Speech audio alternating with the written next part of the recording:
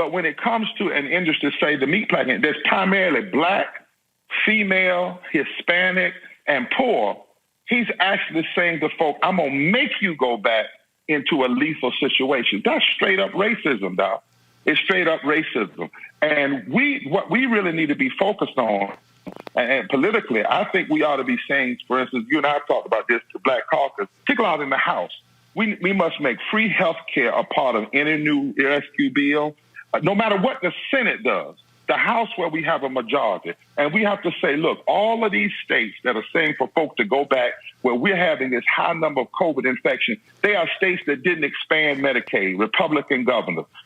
So we should say that. We should show the intersection between racism and voter suppression and denial of health care and say to the Democratic Party, particularly in the House, you have to pass an authentic rescue bill. This is your Selma to some degree. This is your moment. People are dying. People are dying at disproportionate numbers, and we don't need another bill to come out. 4 of them, Martin, nearly $3 trillion to corporations, and not one of those bills has addressed what's happening disproportionately in our communities and in poor communities. And by the way, it's not just black folk, it's poor black folk, poor and low-income black folk who are being hurt the most. Absolutely. There's a 60-second PSA y'all put out on this very issue. I want to go ahead and play that right now. And so let's see if we can, you should see it. Go ahead. Across America. We are the 140 million poor and low-wealth people in this country, and we are building the Poor People's Campaign, a national call for moral revival. On June 20th, we will rise together for the mass Poor People's Assembly and Moral March on Washington, a digital justice gathering. Our nation is at a historic crossroads. But history teaches us that people from all walks of life must build a broad and deep movement from the bottom up. On June 20th, we will come together to lift the voices and faces of poverty in the midst of pandemic for a massive, historic online gathering that will embolden us, strengthen us, and prepare us to fight for the kind of society we know we so badly need and deserve. Rise with us. Visit June2020.org. Of course, we were supposed to be there with you here in D.C. On June 20th, but now you're doing it on a digital platform, so explain. Well, we have to, because what everybody is saying now that we're listening to is that pandemics, especially all the experts, pandemics live and breathe and exploit the fissures of our society. And America has a whole lot of fissures when it comes to poverty and systemic racism. What we had planned to do, we're going to do online. And what that is to lift the voices, Martin, of the people that are not being heard, the people that are dying of every race, creed, color, and sexuality, because there were 140 million of them poor and low wealth before COVID. There were 250,000 people dying a year from poverty and low wealth before COVID. There was 80 million people that did not have health insurance or were uninsured before COVID. And so it's time now for this voice of people to lift. There'll also be religious leaders. There are going to be actors there. But the main focus are people like this, Roland. I just got off a call with nurses, aid workers in Chicago. 64 nursing homes have decided they're going on strike because they are having to cut up trash bags, Roland, trash bags to wear into the care. They are seeing things. They don't have protective equipment. One lady said, I feel like I'm participating in my own mass murder. People who haven't seen their own loved ones because they're being forced to work for less than a living wage, being forced to work without the protective covering. I mean, just listening to these stories that just a few hours ago tore me apart. And we're going to make America see those stories. And they are demanding change. We have to see what is happening. And then they said this, Roland, and this is what really got me. They said, Reverend Barber, this was going on before COVID. But COVID has been like a contrast dye. When you put it in your blood to show inside what's really going on, they said this is not new. It was going on before COVID. What is new is that now if we do what we were doing before COVID, we die or our spouses die or our children die. And so all of the people, poor and low income, in our campaign, we were thinking about canceling it. They said, no.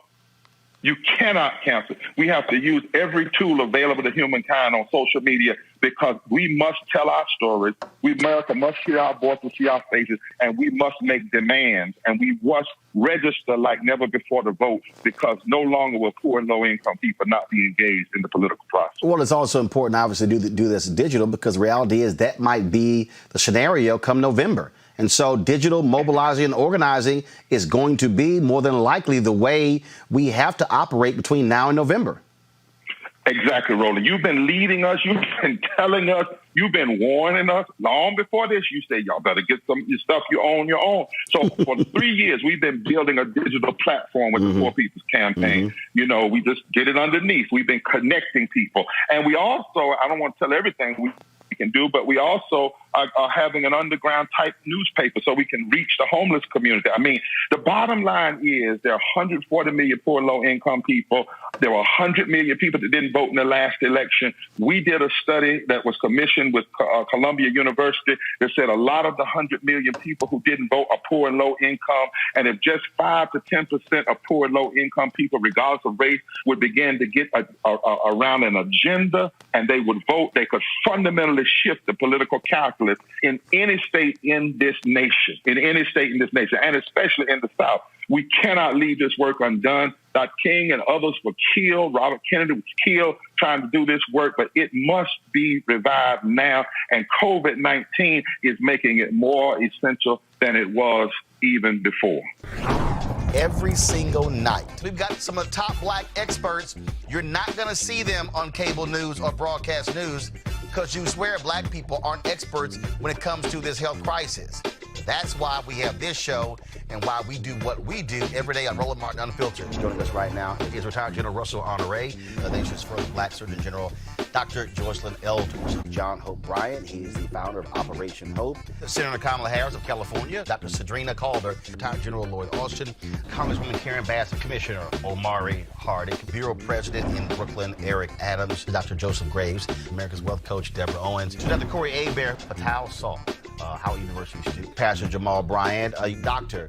Christy McDowell, Benja Ajilore, senior economist at the Center for American Progress, Gilda Daniels, again, author of the book, The Crisis of Voter Suppression in America. 4 stars, General Kip Ward. Dr. Oliver Brooks is president of the National Medical Association, president of the American Medical Association, Dr. Patrice Harris.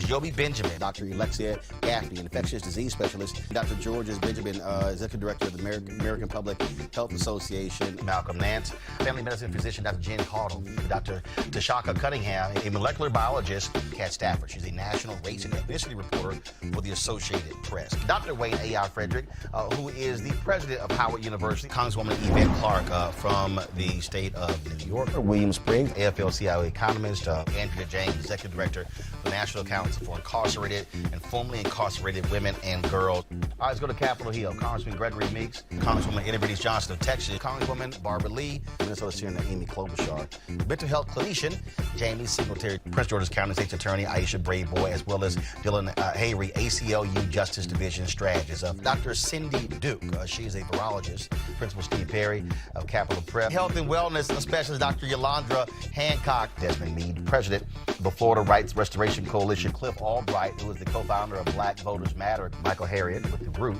Mina McWhorter, founder of Love by the Hand. Dr. Julianne Malvo, economist, president, Emerita Bennett College. Coroner Michael Fowler is the mayor of Atlanta. Keisha Lance Bottoms, mental health therapist Suzette Clark. Justin Gibney, attorney and political strategist, and Bishop Vincent Matthews Jr. Dr. Suzette McKinney, CEO and executive director of the Illinois Medical District. Dr. Leon Madugal, president-elect of the National Medical Association. Jana Bailey, mayor of Moss Point, Mississippi. Mario King.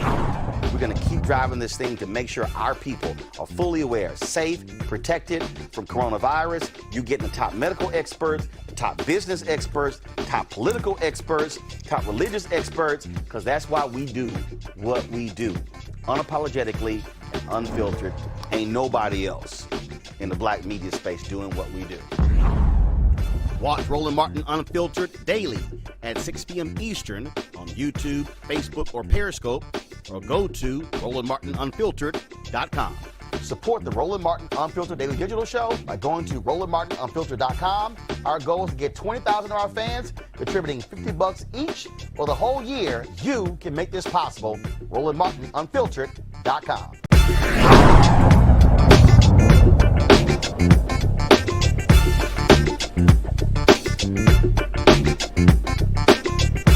want to support Roland Martin Unfiltered? Be sure to join our Bring the Funk fan club. Every dollar that you give to us supports our daily digital show. There's only one daily digital show out here that keeps it black and keep it real. As Roland Martin Unfiltered. Support the Roland Martin Unfiltered daily digital show by going to RolandMartinUnfiltered.com. You can make this possible. Donald Trump is livid right now because one of his personal valets at the White House has tested positive for coronavirus.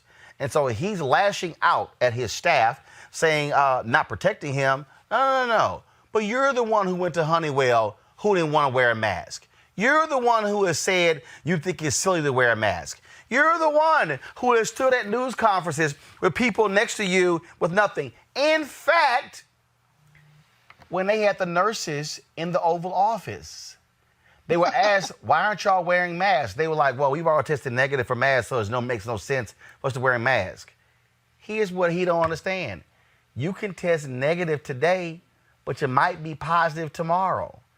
And then, of course, with Mike Pence, when he went to the Mayo Clinic, he didn't wear a mask, trying to be like Mr. Macho. Then later, oh, man, I guess I should have worn the mask, because he got criticized. And so, excuse me, Trump, if you upset because your personal valet got coronavirus, because you act like it's no big damn deal. Yeah, we know, of course, Roland, and again, everyone now is freely using the word lie. Don Lemon has had a complete 180 conversion into blackness. Everybody across the spectrum. But all they got to do is go back to every broadcast you've been on since Donald Trump has been in this presidential conversation. You nailed this from the beginning. You can't, not only can you not believe a word that he says, you can't believe anything anybody around him says. Somebody says, oh, do you think Donald Trump has coronavirus? My honest answer is, I don't know.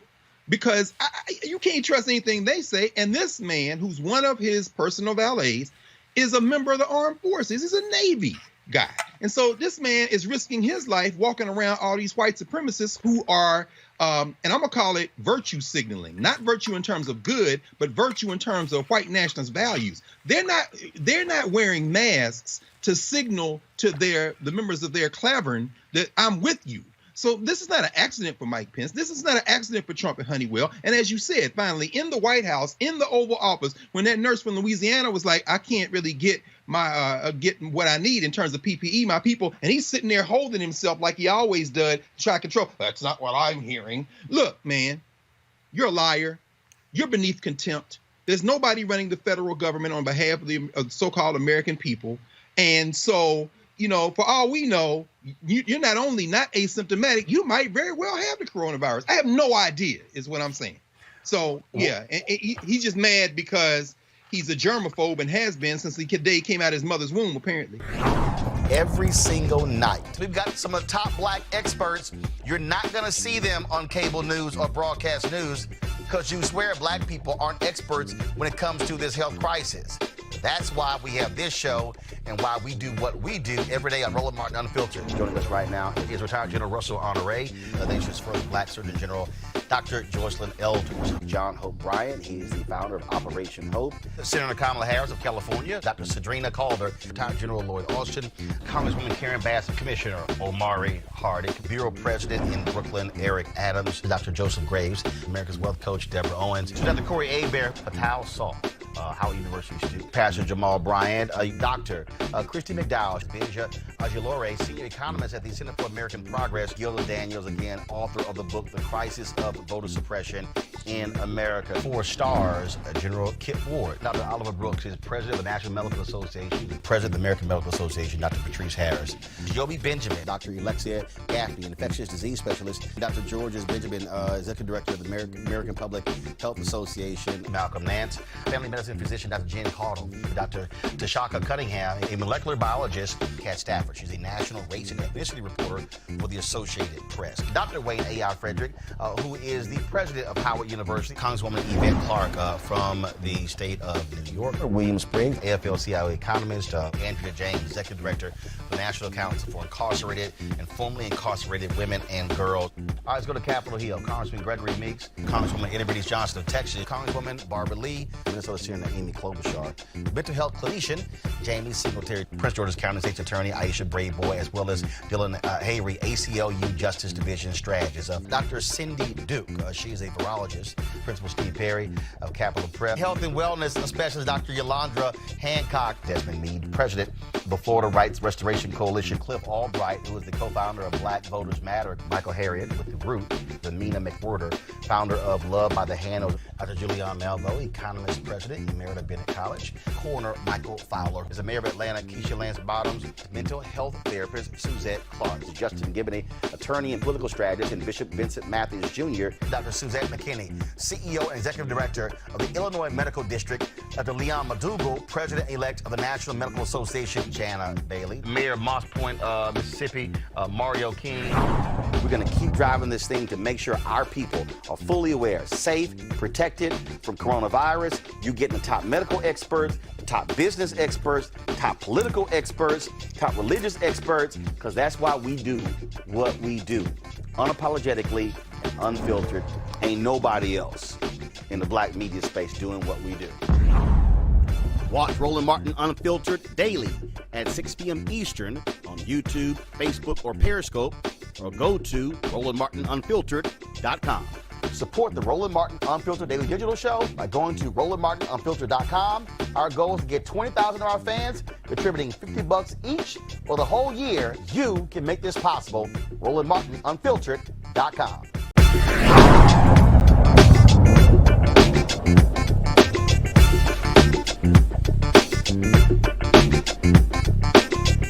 You want to support Roland Martin Unfiltered? Be sure to join our Bring the Funk fan club. Every dollar that you give to us supports our daily digital show. There's only one daily digital show out here that keeps it black and keep it real as Roland Martin Unfiltered. Support the Roland Martin Unfiltered Daily Digital Show by going to RolandMartinUnfiltered.com. You can make this possible. This is critically important. We saw this impact, Michael, in 2016, how the Russian, those troll farms, how they were able to seed discontent by driving information. The largest Black Lives Matter group on Facebook was actually a Russian troll farm. And so we got to be very careful. This is where trusted sources matter, Michael, when you're getting stuff versus some of the harebrained, nutty stuff people send me all the time. They're like, Roland, you hear about this here? That's a lie. Oh, thank you. I mean, I spend more time shooting down stupid stuff because people are believing any nuts cases out there. Yeah, I guess I spend probably not as much as you, but I spend a lot of time knocking out these conspiracy theories. And I say, look, spend a minute. You don't have to spend your whole life. Spend a minute reading some of the mainstream newspapers or watch CNN or MSNBC for a few minutes. I'm not asking you to prescribe to the beliefs, but just get some real news somehow. Watch Roland Martin Unfiltered. There's so many opportunities for you to get real news and real information and take advantage of it. Don't just use, I was on my phone and somebody passed this along and said Black people cannot get infected with COVID-19. Remember when that came out a few weeks ago? Absolutely preposterous, incorrect. Frankly, it impacts us more. So please just get some real news from time to time. Take the time and investigate on your own. Avis, I say you might want to watch us before you watch CNN and MSNBC. Absolutely. Because we're going to really tailor what you hear to those issues that are specific to our needs and to our interests and to our future. And so, it's really, though, important. The larger point here couldn't be any more correct. It's really more important that we don't get thrown off base by misinformation. And the reality is that, there has been a lot of investment into creating confusion and spreading lies and misinformation, specifically for other people to use it for what? Their own ability to gain and maintain power. And so I'm hoping that we will be a bit more discerning in terms of where we get our information from, that we question and don't just assume. When we see some graphic on Facebook, for example, or we read some tweet that's not quoting anything or providing a source, but it's making some statement that appears factual, that we slow down and wait a minute and think, what is the source of this information? Is this a credible source?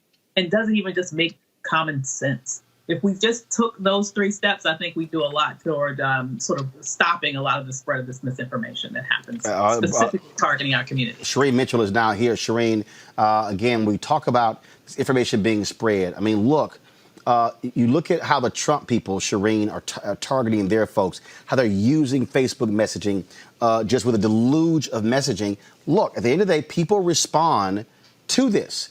And we have to understand that there's a flip side to information. Information is power, but also it could turn against you. Absolutely. When we talk about this from a framework that people don't understand, is like they think that they're not impacted by this sort of this disinformation. They think that somehow disinformation is something separate from them, and they are actually operating from a concept that they have all the information they need, or they think they've gotten some information that the media is not telling them. And so they use that as a weapon. And unfortunately, so many of our community is part of that disinformation because we have a historical framework of not trusting the government, not trusting media, and it becomes very complicated in the way that we look at this. And so give us examples of what is happening, what is really taking place out there with disinformation. I mean, look, this is what you study, and you're looking for, you're connecting the dots, and other people are just going, well, Shireen, I don't see what the big deal is this here. And you're kind of like, no, you need to go deeper. As one person said, some folks ain't deeper than mustard on a hot dog. Exactly. You're trying to go to the bottom of the hot dog. Hot dogs, okay. But the truth is... Well, look, the average person out there go, mustard on a hot dog. Oh, yeah, that's on top. There you go. You're trying to go deeper. At the bottom. Or the bread, for that matter. I'm sorry. I was laughing because I thought that was a great analogy. But the key is that what I work on is taking the truth, right? We have some historical truth. We have some historical facts that impact the way that we believe certain things that come to us. And that's part of the problem. So when we get to the top, which is where the hot dog, framework of the ketchup or mustard is, we've gotten way past what the root of it is. And so historically in our culture, we know that we don't trust the government in terms of testing us. We don't trust the government in terms of vaccines for us. But what is different now is we're watching this culture change in a broader context. And that is, there's some overlap here now. So those who don't trust the government are now sort of meshing together for reasons that are unhealthy in the sense in this moment with this particular virus. This virus is killing us more than any other group. And if we participate in the disinformation, then we're also participating in harming our own community more than we think we're saving them. So it's really important for us to understand, and I say this all the time, every single one of us has been impacted by disinformation. To ignore that or to dismiss that or to say that does not have an impact is literally dismissing how we can fix this moving forward. We don't have the tools or the tactics moving forward if we basically say disinformation has no impact whatsoever. It has no impact whatsoever for our elections and voting, and it has no impact whatsoever in the terms of trying to save people's lives in this moment right now. And this is not new. We went through this before during the civil rights movement. We went through this before. And what I feel troubled by is the fact that people are all of a sudden wanting to dismiss this right now. That all of a sudden that they think that somehow with everything that just happened, everything we know from 2016 and all the tactics from 2016 to 2020, that somehow we're still immune from disinformation, as if the first story of us being immune from, as Black people, from the virus. We are not immune from any of this. And we have to take action in the concept of we need to understand that this is part of it. And we also have to do a little bit of extra work to decipher what's real and what's still disinformation. The media isn't helping us either, by the way. So I thank you for having me on, Roland. But what I'm saying is that we're also taking part of this. We're actually taking action on the disinformation. So, for instance, so explain to people when you're out there monitoring the people who say, this don't happen, I'm not voting. Or how is that weaponized and used against Black people? Oh, thank you for asking that question. So let's just be clear. We have a historical framework, right, about the vote. We've gone through Jim Crow, right? We've gone through now the Voting Rights Act. We are watching daily the ways in which there are different states trying to manipulate our ability to vote. Gerrymandering, the police state, making sure that we're put in prisons instead of able to vote. All of that is also true. But, right, there's a big fat but to that. If we know those things exist and somehow don't think that the digital vote suppression part doesn't exist, we're participating in the same things that's against us. So when someone says, I'm going to use my vote as a hostage vote until the Dems do what I want or demand, we are allowing the same thing that happened before. Our ancestors, our elders fought and died for our vote.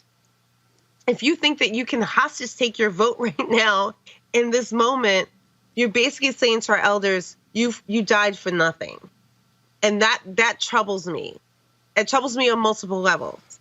But it troubles me more in the context that if you think showing that we have no power by our vote is better than stealing our vote, which everyone else is trying to do, and we are just going to join that crew, then we have not learned the lessons of our historical framework in this country and what we need to do going forward. And that's the struggle I have about digital vote suppression, because there are people who are participating in digital vote suppression. They're saying to our community, don't vote top of the ticket because they're both the same. Why bother? When I said last time I was on your show, 90K people did not vote top of the ticket in Michigan, and he won by 77K. Total. He didn't win Michigan by 90,000. So what you're pointing out is that was just in the state alone.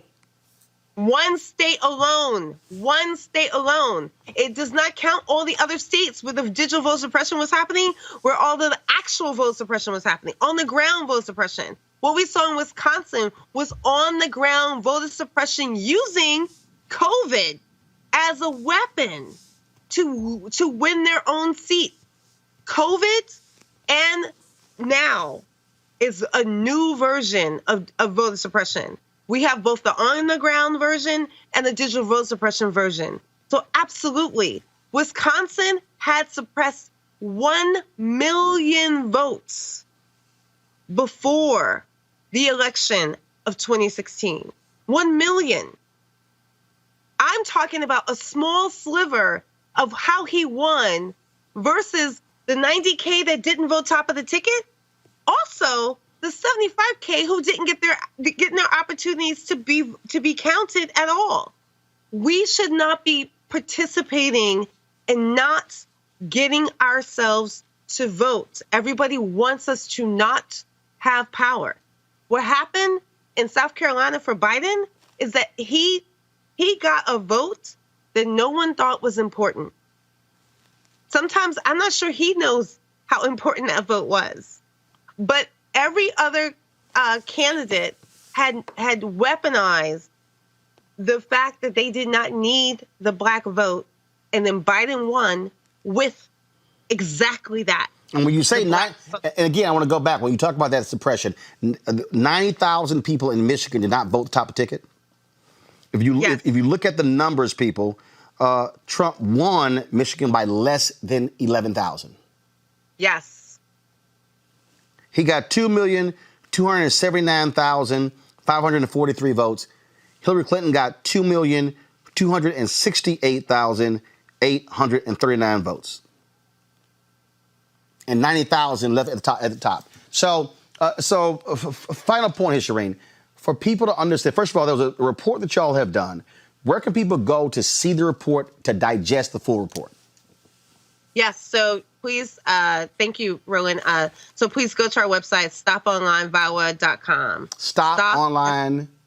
VAW, VAW.com. All right, stoponlinevaw.com to see the full report. And that's also important when our people are sharing certain things. You're participating in digital voter suppression based upon what links you share, what memes you share, what stories you share. Yes. And we have 2 reports. Remember this. We did the report before anyone else did this on what was happening in 2016, before the Mueller report, before the state Senate report. Before in 2018, October 2018, we did the first report on how Black identity was used as a tactic for voter suppression. Our follow-up report, which is the one we're talking about today, was just an expansion of that. Go to the first report and then go to the second report, so you have a full synopsis of how this is being used against us in general. Shireen Mitchell, we appreciate it. Thanks a lot. Thank you. Thank you for having me. All right. Every single night. We've got some of the top Black experts. You're not going to see them on cable news or broadcast news because you swear Black people aren't experts when it comes to this health crisis. That's why we have this show and why we do what we do every day on Roland Martin Unfiltered. Joining us right now is retired General Russell Honore, the nation's first Black Surgeon General, Dr. Joycelyn Elders. John Hope Bryant, he is the founder of Operation Hope. Senator Kamala Harris of California, Dr. Cedrina Calder, retired General Lloyd Austin, Congresswoman Karen Bass, Commissioner Omari Hardick, Bureau President in Brooklyn, Eric Adams, Dr. Joseph Graves, America's Wealth Coach, Deborah Owens, Dr. Corey Abear, Patel Salt, Howard University student, Pastor Jamal Bryant, Dr. Christy McDowell, Benja Ajilore, senior economist at the Center for American Progress, Gilda Daniels, again, author of the book, The Crisis of Voter Suppression in America. 4 stars, General Kip Ward. Dr. Oliver Brooks is president of the National Medical Association, president of the American Medical Association, Dr. Patrice Harris. Joby Benjamin, Dr. Alexia Gaffney, infectious disease specialist, Dr. Georges Benjamin, executive director of the American Public Health Association, Malcolm Nance, family medicine physician, Dr. Jen Caudle, Dr. Tashaka Cunningham, a molecular biologist, Kat Stafford. She's a national race and ethnicity reporter for the Associated Press. Dr. Wayne A.I. Frederick, who is the president of Howard University, Congresswoman Yvette Clarke from the state of New York, William Spriggs, AFL-CIO economist, Andrea James, executive director of the National Council for Incarcerated and Formerly Incarcerated Women and Girls. All right, let's go to Capitol Hill. Congressman Gregory Meeks, Congresswoman Eddie Bernice Johnson of Texas, Congresswoman Barbara Lee, Minnesota Senator Amy Klobuchar, mental health clinician Jamie Singletary, Prince George's County State's Attorney Aisha Brayboy, as well as Dylan Hayrie, ACLU Justice Division strategist. Dr. Cindy Duke, she is a virologist. Principal Steve Perry of Capitol Prep. Health and wellness specialist Dr. Yolandra Hancock. Desmond Meade, president of the Florida Rights Restoration Coalition. Cliff Albright, who is the co-founder of Black Voters Matter. Michael Harriet with The Root. Mina McWhorter, founder of Love by the Hand. Dr. Julianne Malveaux, economist, president, Emerita Bennett College. Coroner Michael Fowler is the mayor of Atlanta. Keisha Lance Bottoms, mental health therapist Suzette Clark. Justin Gibney, attorney and political strategist, and Bishop Vincent Matthews Jr. Dr. Suzette McKinney, CEO and executive director of the Illinois Medical District. Dr. Leon Madugal, president-elect of the National Medical Association. Jana Bailey, mayor of Moss Point, Mississippi. Mario King. We're going to keep driving this thing to make sure our people are fully aware, safe, protected from coronavirus. You getting the top medical experts, the top business experts, top political experts, top religious experts, because that's why we do what we do. Unapologetically and unfiltered. Ain't nobody else in the Black media space doing what we do. Watch Roland Martin Unfiltered daily at 6 p.m. Eastern on YouTube, Facebook, or Periscope, or go to RolandMartinUnfiltered.com. support the Roland Martin Unfiltered Daily Digital Show by going to RolandMartinUnfiltered.com. Our goal is to get 20,000 of our fans contributing $50 each for the whole year. You can make this possible. RolandMartinUnfiltered.com.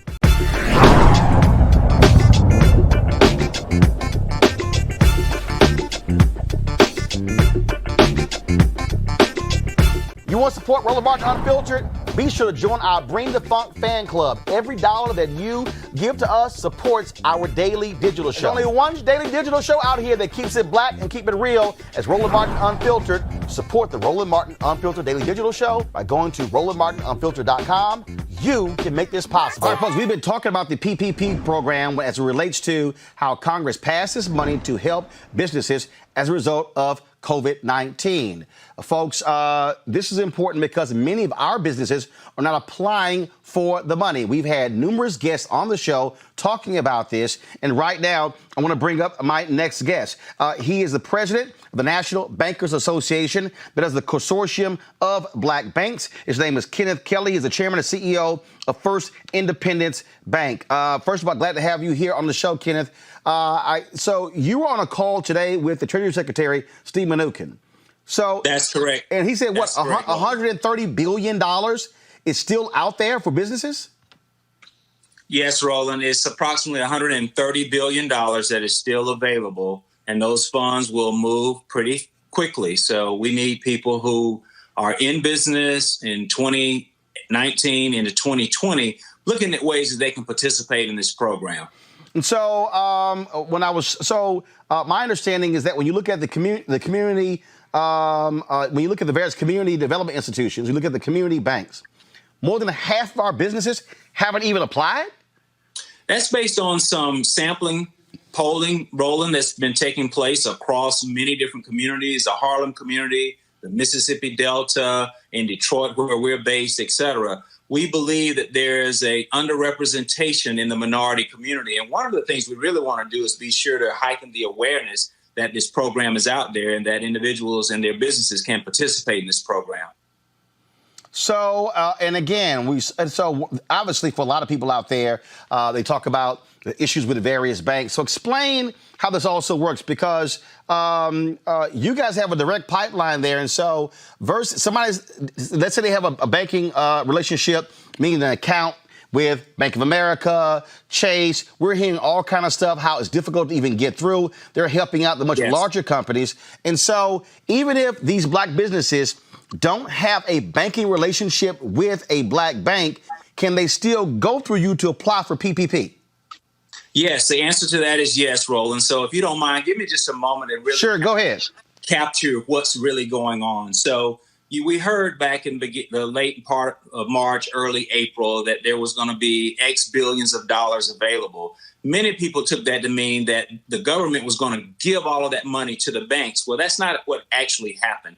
I want to describe what actually happens. So the way it actually works is all of the banks have their balance sheets, which is based upon the customers who deposit money into those banks. So the capacity for each bank is directly related to the actual capacity associated with those depositors. And so what we're doing at the bank level is basically lending against our balance sheet to those respective businesses. The intent is once we collect the paper, meaning the loan from those individuals who are borrowing money, we will take that to the Federal Reserve. The Federal Reserve will take that paper and give us cash back for the actual money that we have given out that was already on our balance sheet. So that's how it actually and more technically works. Now, the challenge has been when you look at these large institutions and even some small ones, they've been challenged with trying to deal with the sheer number of individuals who are trying to apply for these loans. So you take, for instance, I think it's been over 2 million individuals who have applied for loans inside of a 4-week period. I think SBA has come out and basically said they have done more lending over the last month plus and relative to 14 years of lending. So there's a capacity problem, which has left many individuals kind of in the dark and not knowing where they stand with, in particular, their large institutions. What we have seen is individuals now starting to come back to smaller institutions, to include our African-American banks that are small community banks, and making application in the process simultaneously with some of their large institutions. It has created a little bit of a confusion, but the reality is we need to take care of our community. And so we're standing here as the National Bankers Association. We've been around since 1927 and want to serve our community. And so again, so explain this as well. So let's say I have a business. So for instance, my business is headquartered in terms of it was incorporated in Illinois, but we actually do the show here in D.C. Let's say your bank is located where? Our bank is actually physically in Detroit, Michigan. Okay, so is it possible that since that I could apply for a PPP loan through your bank in Detroit, or do I have to be in that state, in that city? You actually can apply, Roland. When the program initially rolled out, the intent was to go to your existing bank, and we know how complicated that has become. But the reality is, if you apply to another bank, you can do that. There are some catches to that. Because of banks being regulated, we have to do a know your customer first. We also have to deal with the Bank Secrecy Act to be sure there is no anti-money laundering. And so those processes may take a little bit longer when you go to a new bank, but you can go to a bank that is willing to take you on. And the reason I'm putting that out there, because, again, we are hearing so many black business owners, and people have tweeted me, sent me messages how the difficult they've had with their banks. There was one woman who she tried to get a credit card a while ago from, I think it was Bank of America or Chase. And she didn't get it, so then she went and got a Capital One card. Yet when she then applied for the PPP loan, they said, oh, well, you don't have a credit card with us. She's like, what the hell? You wouldn't give me a credit card. And so I'm also hearing from business owners who say, look, banks are helping out these other businesses that have loans with them. A lot of black businesses, like myself, we don't have loans with any institution, but we have a banking relationship in terms of checking account, savings account, or whatever. And so that's one of the things that we're hearing. And so I just want to be clear for all the people out there, again, who have businesses. They can go to the National Bankers Association website. Is all the information on there? How do they get matched up with the bank? Must they choose one? Or how does that work? Walk through that process. So the easiest way to do that is to try to do what you just talked about. Go to the banker that you know. But what we're willing to do is to try to do the best we can in helping all that we can. And so I'm willing to give out from our bank the PPPL at firstindependence.com. Again, if we can't serve you, we will make our best effort to get you served as soon as possible. So, but do you have all the information that's there on your website? We have the information on our website that you will need. But the irony is, in the way we've done this, Roland, has been more high touch. So we will send you a packet of what we would need for you to fill out in a way that we can keep high touch with our customers. So that is the process that we put in place. So when you say send a packet, I just want to be clear. Are you emailing that packet or mailing that packet? We will be emailing that by secure email to that individual. So you will be able to send us an email to the PPPL at firstindependence.com. You will receive a reply email back to you identifying a packet of information that you would need to fill out. At that point in time, we'll begin the processing of that, and then we'll respond back to you to let you know how that process is moving forward. So I'm on the website right now, okay? And so let's say let's say I'm in Houston and I see down here, I'm on your site right now, and I'm going to pull it up right here. And so you got Union National Bank. But let's say I'm in Baton Rouge, and then I see Liberty Bank and Trust in New Orleans. And so are you saying that, are you suggesting that if you have a business, should you contact the one that's closest to you, even if they're in another state? You should make that effort. Again, they may not be able to serve you. Many of our banks, because of that capacity issue I brought up, Roland, are reaching their capacity. But I would still say what you'll find is the national bankers will try our best to help you as soon as we can. So you can feel free to call on us directly at First Independence Bank or Liberty Bank or Citizens Bank in Atlanta, Industrial Bank in D.C., and see if we can give you the help that you need. And again, it may be challenging for us to respond right away because we have a very small infrastructure. But the intent is we need to be sure to heighten the awareness in our community so everyone is aware that these dollars are out there for them to participate in this program, Roland. And again, so I'm here on the website, and I'm showing the member banks. Guys, you should be able to pull that up right now, and you will see it. The website is nationalbankers.org, nationalbankers.org, and banks in Mobile, Alabama, Los Angeles, Pasadena, California, D.C., Atlanta, Savannah, Georgia, Chicago, Weir, Kansas, New Orleans, Baltimore, Boston, Detroit, Durham, Tahlequah, Oklahoma, Philadelphia, Columbia, South Carolina, Nashville, Memphis, Laredo, Texas, 2 in Laredo, Texas, Brownsville, Texas, and Unity National Bank in Houston as well. And so, look, bottom line, $130 billion that's out there, still available.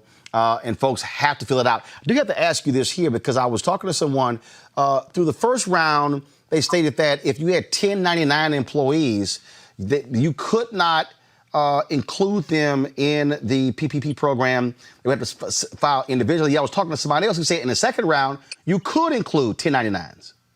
Well, let me try to clear that up. The reality is the rules were written that 1099 and sole proprietors could not apply until April 10th. That was during the first round, but it was late, a week later than the opening, which was on April 3rd. So 1099 and sole proprietors actually got a late start into the process, but that is open now for them. Okay. All right. Kenneth Kelly, we certainly appreciate it. Thanks a bunch for joining us. My pleasure, Roland. Take care. Every single night, we've got some of the top black experts. You're not going to see them on cable news or broadcast news because you swear black people aren't experts when it comes to this health crisis.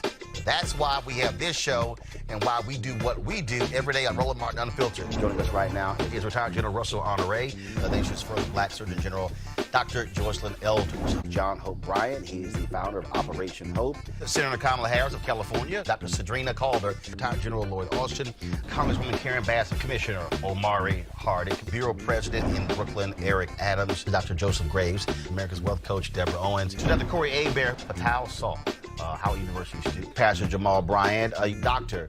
Christy McDowell, Benja Ajilore, senior economist at the Center for American Progress, Gilda Daniels, again, author of the book, The Crisis of Voter Suppression in America. 4 stars, General Kip Ward. Dr. Oliver Brooks is president of the National Medical Association, president of the American Medical Association, Dr. Patrice Harris.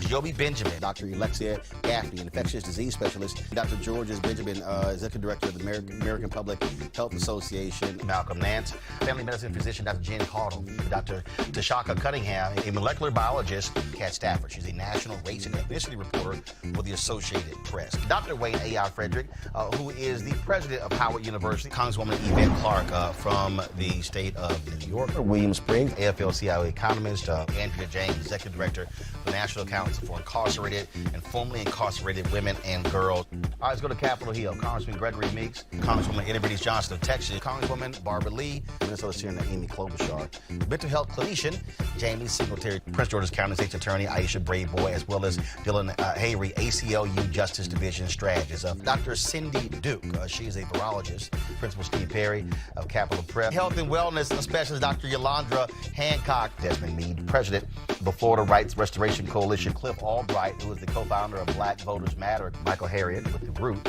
The Mina McWhorter, founder of Love by the Hand. Dr. Julianne Malvo, economist, president, Emerita Bennett College. Coroner Michael Fowler is the mayor of Atlanta. Keisha Lance Bottoms, mental health therapist Suzette Clark. Justin Gibney, attorney and political strategist, and Bishop Vincent Matthews Jr. Dr. Suzette McKinney, CEO and executive director of the Illinois Medical District. Dr. Leon McDougall, president-elect of the National Medical Association. Jana Bailey, mayor of Moss Point, Mississippi, Mario King.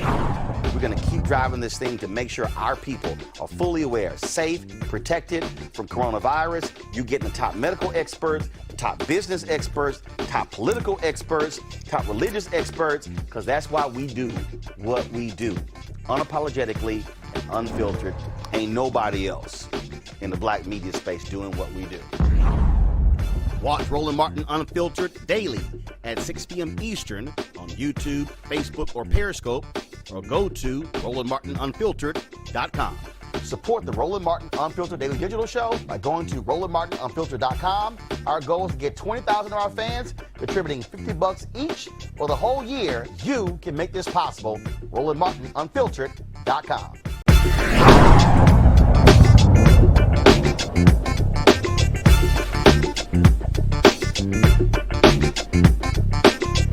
You want to support Roland Martin Unfiltered? Be sure to join our Bring the Funk fan club. Every dollar that you give to us supports our daily digital show. There's only one daily digital show out here that keeps it black and keep it real as Roland Martin Unfiltered. Support the Roland Martin Unfiltered Daily Digital Show by going to RolandMartinUnfiltered.com.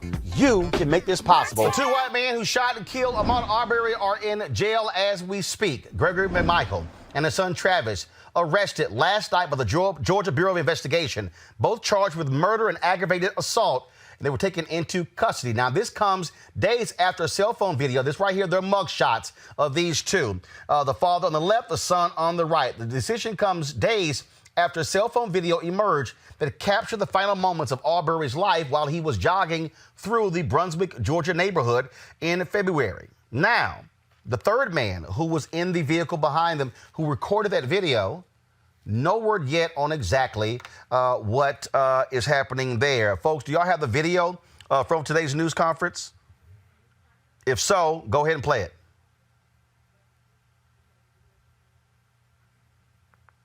All right, let me know when we have that. So we can go ahead and play that for you. Bottom line, folks, this decision came last night. Remember, we literally, as we were going off the air last night, this decision dropped when they sent out a tweet, the Georgia Bureau of Investigation, at 8:02 p.m., stating that these two were under arrest. Now, the crazy thing is that these other DAs had all of this time to actually arrest them, but they chose not to. The first DA recused herself. The second DA recused himself only after pressure, but he had already determined that they were not going to that they wouldn't even arrest those two. And so folks have been protesting. Folks have been saying that this was grossly unfair. But it was a local defense attorney in Brunswick, Georgia, who actually dropped that video on Tuesday. That's what got everything moving. The next day, the DA says he was going to take it to the grand jury.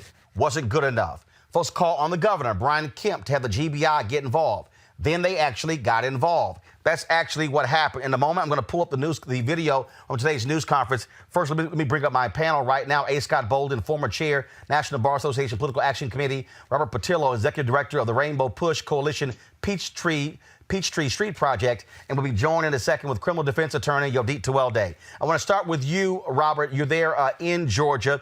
Again, it was pressure by the public that made this happen, and it was the Georgia Bureau of Investigation who chose to stand up and do something and not wait for the grand jury like the local DA.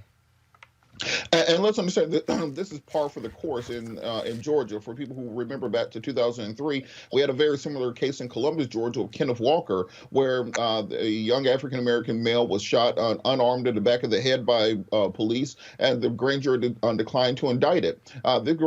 This case went through 3 separate district attorneys, and if it was not for the video being made public, remember, the video had been circulating in Brunswick and Glenn County for several months before it was made public. If it was not made public, if it was not for the public outrage, we would not have seen this, the GBI stepping in, going over local prosecutors. Hold tight 1 second, Robert. Hold on, Robert. When you say it was circulating, what do you mean it was circulating? That other people saw this video? That is the understanding, that other people had seen this video once it was sent to the attorney. Other people saw it before it was released publicly. So this information is new to the public, but it had been circulating there for a significant period of time.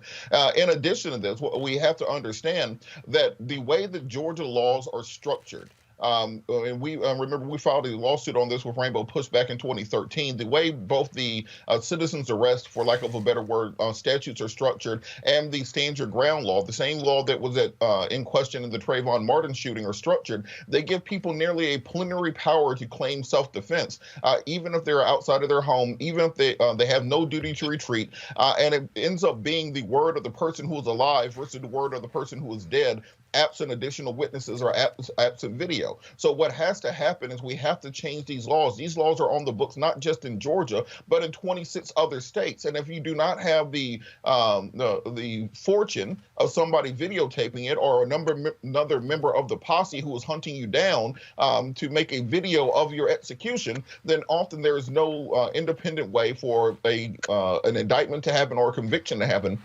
And most importantly, in a case like this is a case for the United States Justice Department to investigate.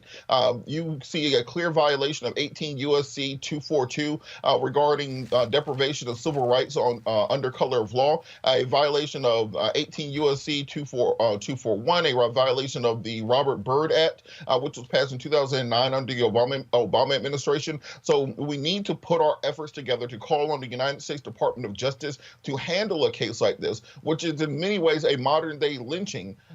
We have to have federal intervention, because throughout the South, throughout the history of the civil rights movement, we saw that local prosecutors could not be trusted to enact justice in these cases. Well, first of all, not necessarily no, we can trust this current Department of Justice. This is the news conference today where the GBI announced the arrest of the two McMichaels. Statutorily become involved when we're asked to become involved. And we don't work off of a timeline. In a perfect world, would we prefer to have been asked to become involved in February? Of course. But sometimes it isn't a perfect world. So we have to deal with the situation as it's placed in front of us. Yes, sir. Director, when you say you're going to continue investigating, will that expand to the Glenn County Police Department and also the DA's office? It will only expand to what's relevant to this murder investigation. We've been asked to conduct a murder investigation. That's what we're conducting. Yes. Director, you said Ahmaud's mother has said that the original story she was told by Glenn County Police was that her son was seen in an act of burglary, and that the homeowner was the one that confronted him and shot him. That's not the case. We can see that from the video. Are you looking into Glenn County investigators and their investigation, and whether or not they were presenting the accurate information to the parents, and whether or not they were doing a thorough investigation? The only way I can answer that is to tell you that anything that's relevant to the murder investigation we're doing, we will look at. If it's relevant to the murder investigation, which is what we've been asked to do and is what we're doing, then we'll look at it. If it isn't relevant to that issue, then we won't. Director, are you concerned that you became involved? Are you concerned that you became involved in the case so late and that it took more than 10 weeks for an arrest to be made? Are you frustrated by the delay, the 10-week delay, in when this happened and when an arrest was made? Well, again, I'll preface it by saying what I said a moment ago. The way we look at cases, if we can become involved in a case when there's still an active crime scene, when something just happened, that's always better for my people. It always is, because we're not reinventing the wheel. We're not depending on what someone else done. We're starting with what we do from the beginning. And so in a perfect situation, that's the best way to get the GBI involved.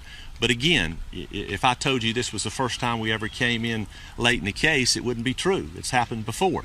And so, my folks, I think, have done a tremendous job considering when they got involved, how, and the time they got involved to do what they've done to this point. But I would be foolish to tell you that things wouldn't be better for us as an agency if we didn't get involved very, very early in a case. I see you. Yes, sir. Reynolds, the attorney that apparently leaked the video, said that it's the full unedited video.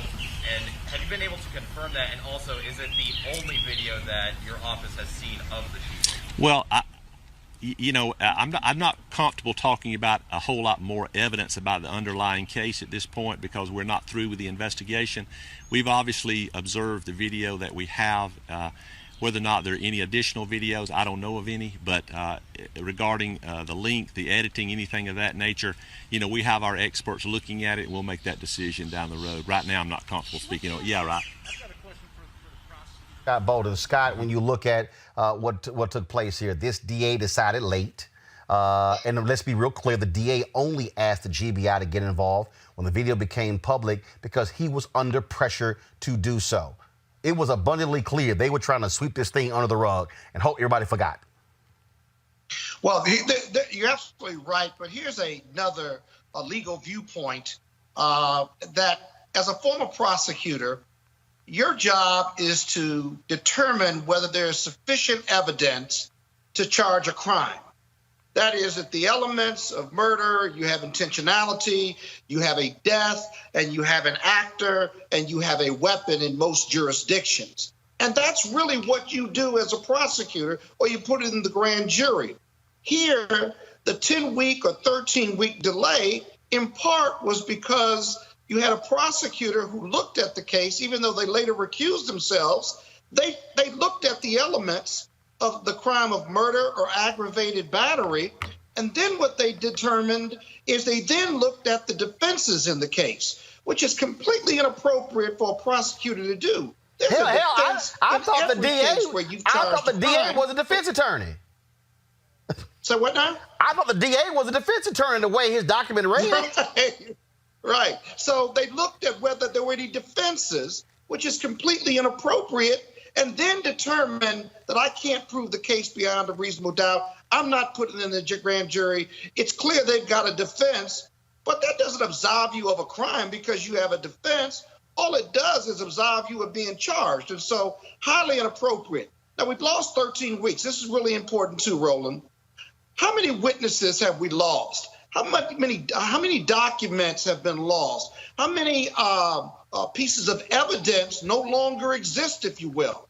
And I'm going to tell you the defense is going to put up the defense of self-defense, and they have lined it up to attack the prosecution's case already. And this is going to be a difficult case to prove despite the spotlight, in part because of that 13-week delay. In fact, Yodit, because this prosecutor hands you essentially your entire defense, they're going to stand before a jury. They're going to actually put that prosecutor on the stand, even though he recused himself, and they're going to sit there and ask him, well, did you do this, do this? And they're going to hope that that jury goes, well, that's a district attorney. We believe him. Right, but he already loses credibility in that he already established he had to recuse himself because he had previously had a working relationship with either the father, who I believe is Gregory McMichael, who is a DA investigator. So he had to recuse himself because he couldn't be impartial. So whatever he says on the stand has to be taken with a grain of salt. Yeah, but that's depending on the jury actually taking it with a grain of salt. And then if the jury is coming from this community, it's a good bet it's going to be an all-white jury. And one person. One second. Robert Scott, then Yodit. Go ahead, Robert. I said, one, on that point, remember there was the first prosecutor who recused himself because Mr. McMichael worked for the department. Then there's the second prosecutor who recused himself because his son worked for the Brunswick District Attorney's Office. Then it was transferred to the Atlantic Judicial Circuit, and more than likely they will attempt to remove the case to another jurisdiction within the state. But if you know Georgia, you know there's only a couple jurisdictions where you're going to have much diversity in that jury pool. And on this issue of the grand jury indictment, one, you do not need a grand jury indictment to arrest somebody. The arresting officer, the responding officer on the scene should have arrested then and then let the prosecutor work it out later. You do not present somebody with their defenses. If you run a traffic light or if you get a DUI, they don't wait to go to the grand jury to arrest you. They arrest you then they submit to the grand jury, and then they set you down for trial. So this is why I say that federal investigation is so important, because all the things that have been mentioned previously regarding evidence, regarding witnesses, regarding the defense of self-defense, the defense case is already made for them going forward. They will say that that the prosecutors already said that this is a self-defense case. All the witnesses will support that proposition, and they will simply say this was a witch hunt because of national media attention, people getting outraged, and they'll probably try to sue the state for false imprisonment or for their period of time and defamation and so on and so forth, and end up getting a check out of it. So it's very important that we focus on creating a federal investigation into this. Yeah, Robert, you're right about that. But let me just say this. I don't think the former prosecutors come in part because of what my colleague said before you, but also it's irrelevant. And because one person's opinion, even if they have the write-up, may be the outline for the defense, but it does not relevant probative of material as to the guilt or innocence and the conduct of the defendant. So I think that stays out. It's not like Cosby where they had the former prosecutor there, because that was a civil case. So you got to draw that distinction. The other point is we may, as a defense, may not want him to take the stand because of his conflicts, and he ultimately didn't reach a determination. He's got real credibility issues. Deet, obviously, the thing that also jumps out, the third guy. What's up with him? I think he may have probably an argument that I think the investigation that's pending with regards to the third individual has a lot to do with what he knew. How much information, to what level was he involved in when it comes to how they decided to approach Ahmaud that day? So was he someone who was truly concerned and wanted to support them in their citizen arrest of Ahmaud, and that's why he followed, and that's why the police determined what happened, or was this all planned? How did they plan it out? And if that's going to be revealed, then he's as much guilty of murder. I mean, right now they're presumed to be innocent, so of course alleged. I'm a lawyer, I've got to say that, but if it is revealed in this investigation that he was there from the start in planning how they were going to hunt Ahmaud down, then he should be arrested really soon and for the same charge. Every single night. We've got some of the top black experts. You're not going to see them on cable news or broadcast news because you swear black people aren't experts when it comes to this health crisis. That's why we have this show and why we do what we do every day on Roland Martin Unfiltered. Joining us right now is retired General Russell Honore, the nation's first black Surgeon General, Dr. Joycelyn Elders. John Hope Bryant, he's the founder of Operation Hope. Senator Kamala Harris of California, Dr. Sadrina Calder, retired General Lloyd Austin, Congresswoman Karen Bass, Commissioner Omari Hardick, Bureau President in Brooklyn, Eric Adams, Dr. Joseph Graves, America's Wealth Coach, Deborah Owens, Dr. Corey Abear, Patal Salt, Howard University student, Pastor Jamal Bryant, Dr. Christy McDowell, Benja Ajilore, senior economist at the Center for American Progress, Gilda Daniels, again, author of the book, The Crisis of Voter Suppression in America. 4 stars, General Kip Ward. Dr. Oliver Brooks is president of the National Medical Association, president of the American Medical Association, Dr. Patrice Harris.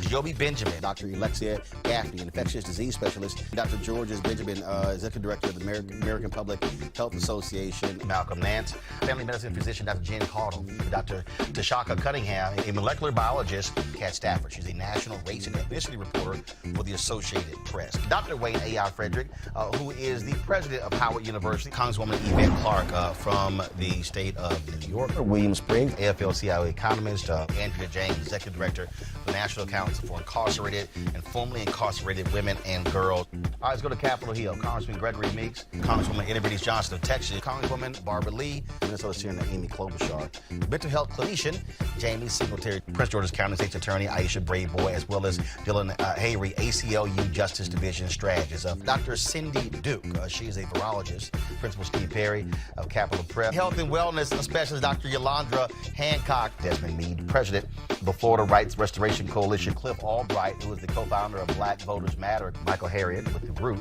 Mina McWhorter, founder of Love by the Hand.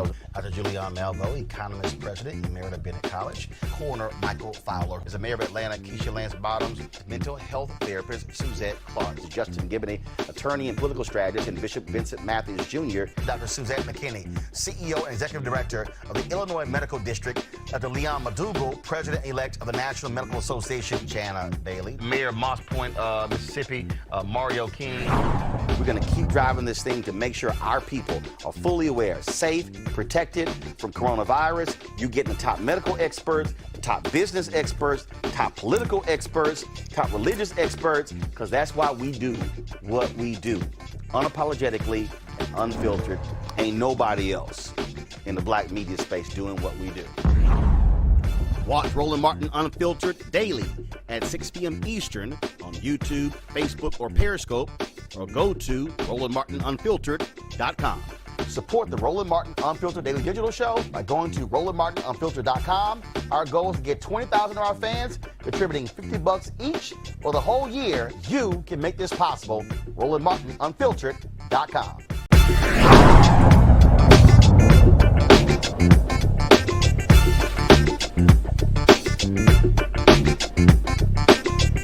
You want to support Roland Martin Unfiltered? Be sure to join our Bring the Funk fan club. Every dollar that you give to us supports our daily digital show. There's only one daily digital show out here that keeps it black and keep it real. As Roland Martin Unfiltered. Support the Roland Martin Unfiltered Daily Digital Show by going to RolandMartinUnfiltered.com. You can make this possible. All right, folks, let's talk about what's happening when it comes to police. Across the country, police officers are being given the power to enforce social distancing laws. Yet we've been showing you these videos of what happens when you're black compared to when you are white. Videos are frankly devastating. And in fact, I'm going to pull up one of the videos that, again, it's just crazy. It's crazy what we're seeing as to folks. If you actually have the video, go ahead and roll it, folks. One of the latest videos, I was on the page of Tamika Mallory, and she was showing the video. And again, where these cops were just pummeling this African American when it comes to social distancing. But again, please show me and let me know if I've missed it. Show me the videos of white folks have been beaten. Now, here's what happened here. Okay, just so y'all know, there was a woman named Rebecca, who's an attorney. She posted this video. Just so y'all know, okay, what did the man say? Okay, this is what he said. He told a police officer, "Suck my dick." Y'all, that's not illegal. That's not illegal. Now, is it disrespectful? Yeah. But that's now? Oh, now I'm going to beat somebody down and take, really? Is that where we are? It's crazy. Joining us right now is Eli Mistel, Justice Correspondent for The Nation. Eli, glad to have you back on the show. Thank you so much for having me again, Roland. So man, what's crazy, again, please show me a video of somebody white getting their ass kicked. Because I haven't seen it. In fact, the white folks who were losing their mind in state capitals, the cops were all in very good behavior as they were yelling and spitting in their faces. You see the video of the white boy in Austin? The park ranger in Austin was explaining to this white kid and his friends about the social distancing rules, and the white kid just shoved the officer, the ranger, into a lake and then ran away. And the officer just kind of got up out the lake and like slowly walked after him. Apparently, eventually they arrested him, but let you look like me and you try that, right? Right. You're not going to have a smiling mugshot. Yeah, we push a ranger in the lake. Trust me, they coming out the water shooting. Right? They'll dry off that gun real quick. Right. Look, this is a thing that I am worried about generally as the country opens back up and as we try to get back to normal after during this coronavirus pandemic, because normal for black people is already involves being in mortal danger when you are within 6 feet of a police officer. I'm actually playing the video right now you're talking about, and this is the video here where the park ranger is explaining lake rain, everything. All of a sudden, you're going to see on the right side, watch this, y'all. Here it comes. The dude literally pushes him in the water, and the other people, they're standing around, and the kid sort of takes off, and the ranger gets out, and as you say, it's gingerly, walks over. Yeah, that ain't happening if it's... Oh, man. Way harsh, Ty, like that. Yeah. So I think that when you look at how cops are going to treat us as we get back out there and as we get back to normal, now that they have this new power to harass us over following social distancing guidelines and regulations, the same kind of racially biased policing that we've seen for the past 400 years. It's going to continue here in the year 2020 as we get back out there from coronavirus. What you're going to see is, and we've already seen videos attesting to this, right? We're going to see white people flaunting the rules, white people congregating closer than they're supposed to, while cops kind of gently explain to them and try to implore them and encourage them to follow the rules. You're going to see black people violate the rules in minor ways and catch a beatdown, or worse. We're gonna see cops use the violation of social distancing rules, not only to justify brutality, but certainly to justify arrests, charges. People are going to go to jail. And as we know, just because of the country we live in, a percentage of those people who are stopped and harassed by the police will end up being shot. Police will say that they resisted arrest or they were disrespectful or whatever, but a percentage of black people who violate social distancing rules will be shot by cops, whereas white people who violate those rules will get warnings from cops. And when you listen to these explanations that are being offered, they're frankly weak. They're weak. And you cannot show, oh, yeah, well, the black people were resisting, but the white people are like, oh, it's okay, sure, give me a mask. I don't see how you can resist more than getting you and your buddies in a truck full of guns and rolling to the state capitol. I don't see how you can resist more than that. You don't see black people doing that, right? It's not like black people don't own guns, but you don't see us, rolling with our homies up on the governor to, protest the fact that we can't go to the barbershop no more. The unequal treatment in the society is all over the place for anybody willing to look. And the thing that kind of I can't use the word shock because I'm way too old and way too black to be shocked, but I am consistently disappointed with the level of leadership we get, not just that of crazy Washington man with his lies and misinformation, but even in red states, even from blue states, even from Democratic governors, even from Democratic mayors, right? This guy that we were talking about earlier that got beat down this week, and this happened in New York City. And if you can't rein your police in New York City, what's going to happen to black people in Flint? What's going to happen to black people in Austin, where this white boy was pushing park rangers in the fountain? What's going to happen to black people in Orlando? What's going to happen to Hispanic people in East LA? If you can't make this right in New York City, you're not going to be able to make this right anywhere. Well, it is something that we have to keep watching, and we got to be more prevalent. Look, and I get the whole deal with social distancing, but that is not a license to beat the hell out of black people. It's not a capital offense, and it's something that we talk about every time we see an explanation, instance of police brutality, where the cop allegedly says that the person was not following a rule. There are lots of rules violations that are not capital offenses that shouldn't result in a person getting shot or beaten and put within inches of their life. In the justice system, which I cover, even if you are accused of violating a rule, you're supposed to have your day in court. You're supposed to present evidence on your side. You can't have that kind of justice when it's meted out by a cop on the street who simply decides that it's your time in the barrel. And so again, I just emphasize that not only do we have to be vigilant in terms of the media, I'm so glad that you are covering it, Roland. There's so many media outlets that don't cover the kind of unequal treatment that we face.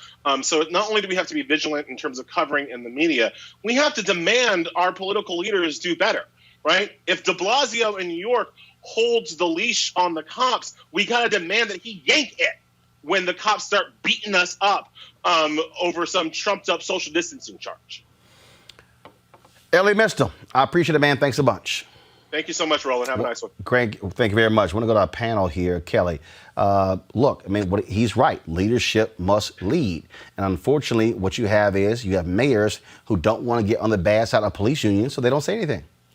But not only do they not want to get on the bad side of police unions, it really just feels like they don't want to get on the bad side of white people, because it is those people, honestly, with the exception of a few people of color who have a racial bias, who are committing these offenses against citizens. So citizens who are black specifically. So for me, the history of policing in this country being, self-deputized white people, translating that into 2020 with, cops who still have a racial bias, picking on black people and other people of color, I can't help but feel that these municipalities and bureaucracies across the country still ascribe to that line of thinking, in that if it's white, you are right. And it's unfortunate because our country has diversified greatly since that time, but we still ascribe to that old way of thinking. Not that it was right in the first place, but it should be even less acceptable today. Melly?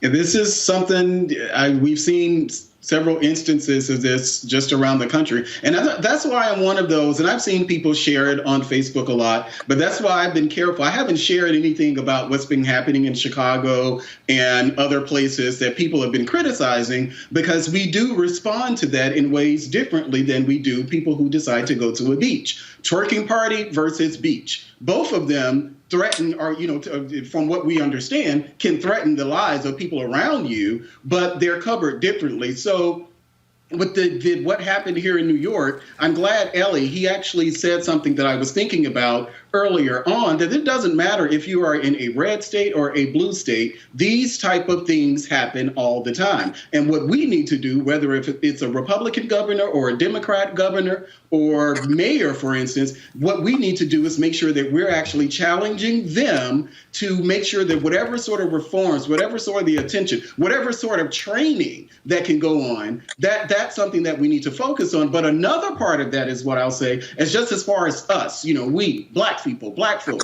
we need to start having conversations with each other as far as how we engage with the police as well, because understandably, it's a very, very, very tenuous relationship. And as someone who I've been in situations before where I could feel the hair raising on my back when I'm interacting with the police officer. So those are real feelings, but we also need to have conversations about what we need to do to make sure that we're not ultimately in jail or detained for reasons that aren't necessary. Brooke?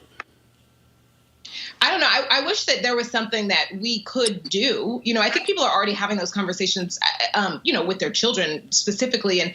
And people know, like we generally know that like things are going to be different for me, for my brother, than it would be for someone who didn't look like him. But we have just seen over and over, like this guy happened to cuss, but there's been so many instances where nobody did anything. We've seen instances where people got shot when they were sleeping. I wish that there was some way we could fix this by our behavior, but there really isn't. I think it's like a pipe dream. No. This has nothing to do with us. We can't really white folks cuss cops out all the time. They don't end up dead. Drunk too. And also kind of like how ridiculous it is that this is a social distancing arrest, right? So something that you really shouldn't be arrested for. But we are going to see these things, especially like disproportionately in Black communities all across the country, as police officers are given permission to punish people for doing this. But what happens is now this person who really didn't do anything wrong, really doesn't deserve to be behind bars, is going to go to jail. And so you are upset with him because he could be potentially spreading this virus, right? And so you're going to go take him to jail, where there are a lot of other people who are really just kind of like sitting there at how their safety depends on who is brought in. And so it makes no sense to bring somebody else in for something like this. And now everyone else in there is at a higher risk because you brought an outsider in that for no real reason. Yep, that's what we're dealing with. Every single night. We've got some of the top Black experts. You're not going to see them on cable news or broadcast news because you swear Black people aren't experts when it comes to this health crisis. That's why we have this show and why we do what we do every day on Roland Martin Unfiltered. Joining us right now is retired General Russell Honore, the nation's first Black Surgeon General, Dr. Joycelyn Elders. John Hope Bryant, he's the founder of Operation Hope. Senator Kamala Harris of California, Dr. Sadrina Calder, retired General Lloyd Austin, Congresswoman Karen Bass, Commissioner Omari Hardick, Bureau President in Brooklyn, Eric Adams, Dr. Joseph Graves, America's Wealth Coach, Deborah Owens, Dr. Corey Hebert, Patel Salt, Howard University student, Pastor Jamal Bryant, Dr. Christy McDowell, Benja Ajilore, senior economist at the Center for American Progress, Gilda Daniels, again, author of the book, The Crisis of Voter Suppression, in America. 4 stars, General Kip Ward. Dr. Oliver Brooks is president of the National Medical Association, president of the American Medical Association, Dr. Patrice Harris. Joby Benjamin, Dr. Alexia Gaffney, infectious disease specialist. Dr. Georges Benjamin, executive director of the American Public Health Association. Malcolm Nance, family medicine physician, Dr. Jen Cardle. Dr. Tashaka Cunningham, a molecular biologist. Kat Stafford, she's a national race and ethnicity reporter for the Associated Press. Dr. Wayne A.I. Frederick, who is the president of Howard University. Congresswoman Yvette Clarke from the state of New York. William Springs, AFL-CIO economist. Andrea James, executive director of the National Council for Incarcerated and Formerly Incarcerated Women and Girls. All right, let's go to Capitol Hill. Congressman Gregory Meeks, Congresswoman Eddie Bernice Johnson of Texas, Congresswoman Barbara Lee, Minnesota Senator Amy Klobuchar, mental health clinician Jamie Singletary, Prince George's County State's Attorney Aisha Brayboy, as well as Dylan Hayrie, ACLU Justice Division strategist. Dr. Cindy Duke, she is a virologist. Principal Steve Perry of Capitol Prep. Health and wellness specialist Dr. Yolandra Hancock. Desmond Meade, president of the Florida Rights Restoration Coalition. Cliff Albright, who is the co-founder of Black Voters Matter. Michael Harriet with The Root. Lamina McWhorter, founder of Love by the Hand. Dr. Julianne Malvo, economist, president, Emerita Bennett College. Coroner Michael Fowler is the mayor of Atlanta. Keisha Lance Bottoms, mental health therapist Suzette Clark. Justin Gibney, attorney and political strategist, and Bishop Vincent Matthews Jr. Dr. Suzette McKinney, CEO and executive director of the Illinois Medical District. Dr. Leon Madugal, president-elect of the National Medical Association. Jana Bailey, mayor of Moss Point, Mississippi. Mario King.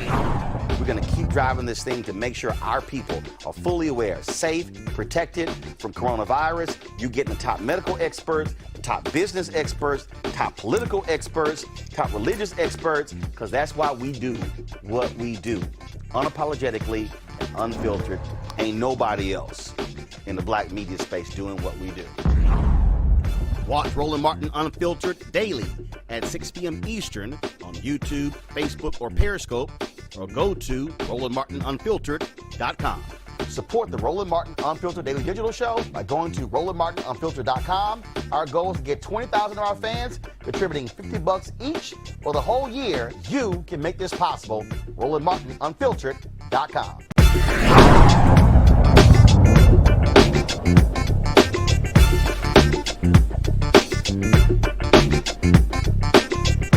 You want to support Roland Martin Unfiltered? Be sure to join our Bring the Funk fan club. Every dollar that you give to us supports our daily digital show. There's only one daily digital show out here that keeps it black and keep it real as Roland Martin Unfiltered. Support the Roland Martin Unfiltered daily digital show by going to RolandMartinUnfiltered.com. You can make this possible. The unemployment rate in the U.S. has risen to 14.7%, folks, with 20.5 million jobs lost in the month of April alone as a result of the coronavirus pandemic. That's what it looks like for everyone, but we're looking at what it looks like for African Americans. Joining me now is Benga Ajalore, senior economist at the Center for American Progress. All right, sir, what are we looking like? That's overall black folks higher and Latinos higher?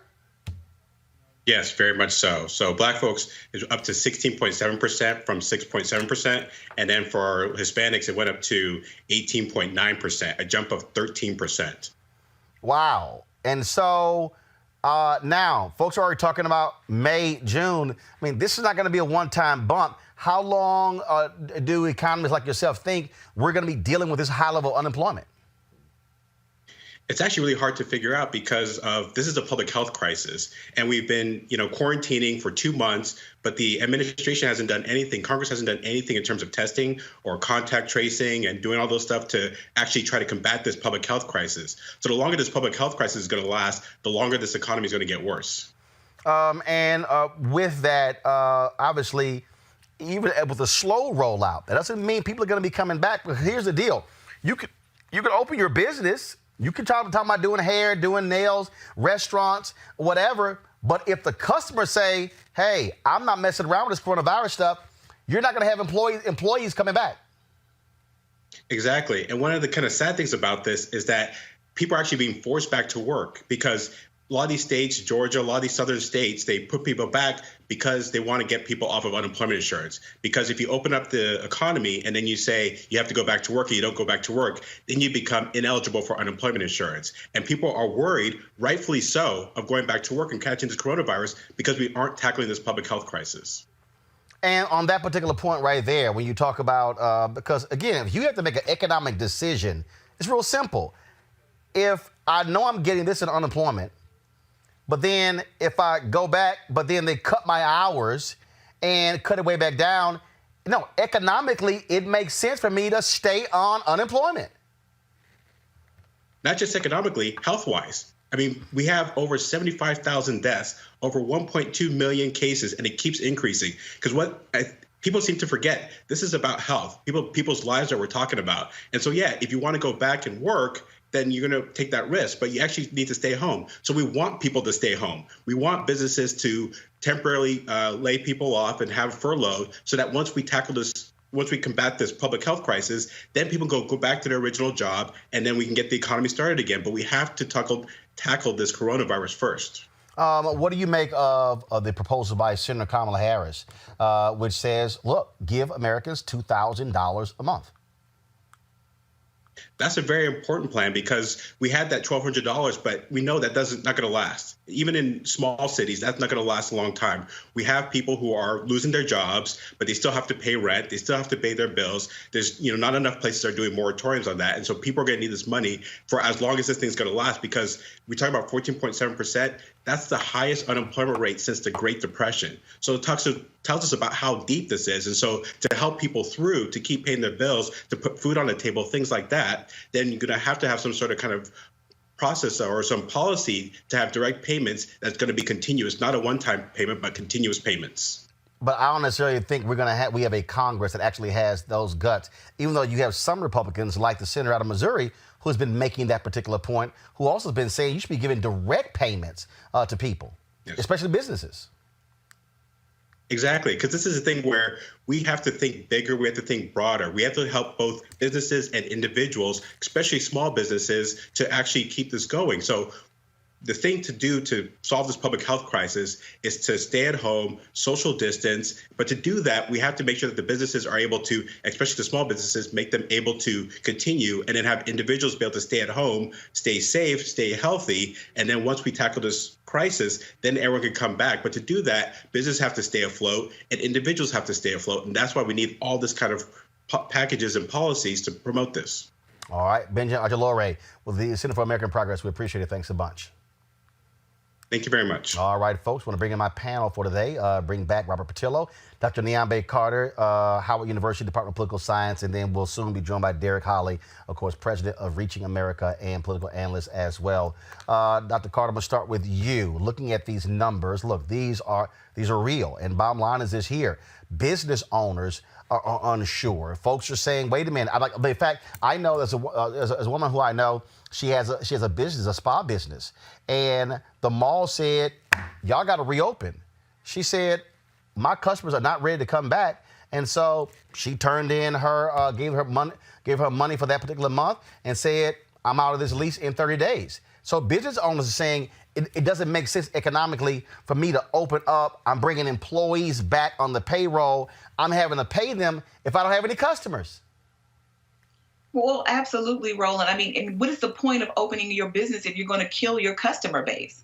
I mean, quite frankly, this is reckless and it's dangerous. And I think when we're talking about the health effects, we have to also know that our communities are at particular risk. So this kind of stuff is going to be, we have to think more critically about this. It's more than just the money that we are losing as business owners and as communities. It's also about the ill health effects. And when you look at African American communities, we're usually the folks on the front line. We're a lot of the folks in service economy and other things where we're actually in more frequent, more intimate contact with people. I mean, I have members of my family who are hairdressers, right? They're not working either. But to go to work right now is going to put themselves at risk, and also the families that they have to go home to. So I think it's a short-sighted strategy, as Banga was just mentioning earlier, to sort of say we have to open up, and we still have a health crisis that we are nowhere near having under control. Let's go to Derek Holley. Derek, what do you again make of what the heck is going on here? We're dealing with an economic calamity, the significant amount of money that has gone towards folks, big business, but if you don't deal with businesses and you don't deal with this, these unemployment numbers are real. And you're talking about, 14, 16, 18% for folks over the next 2, 3, 4, 5 months. Oh, it's going to be hell to pay for any politician come November. I would agree with that, Roland. And I think Congress right now, we're definitely going to have to put forth another stimulus package. And I think the House, they need to get back to work and come up with some type of solution for these people who are struggling right now. I think right now, a lot of these small businesses are in jeopardy of not even coming back. A lot of these jobs are in jeopardy of not coming back. And I think until we figure out what's going to happen right now, I think the government needs to step in with a stronger stimulus package to help out the small businesses and the people who are employed by these small businesses. Robert?